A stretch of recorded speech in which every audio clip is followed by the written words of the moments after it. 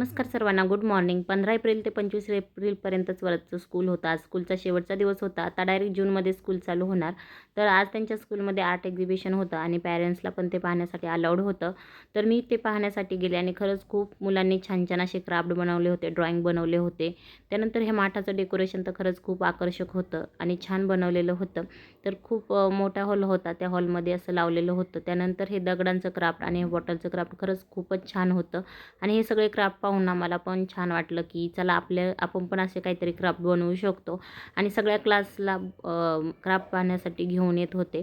तर एक्झिबिशन पाहण्यासाठी वरदच्या क्लासला पण घेऊन आले आणि मी त्यावेळी तिथंच असल्यामुळे वरदची नजर माझ्यावरती गेली. त्याने मला पाहिलं. मला पाहिल्याच्यानंतर त्याची झाली चलबिचल चालू. त्याला वाटलं मी त्याला घ्यायलाच आले आहे, म्हणून तो सारखं माझ्याकडे पाहत होता. टीचरकडे लक्ष देत नव्हता. त्यानंतर रांगेत तो उभा राहिला. त्याच्याकडे काही दुसरा पर्याय नव्हता.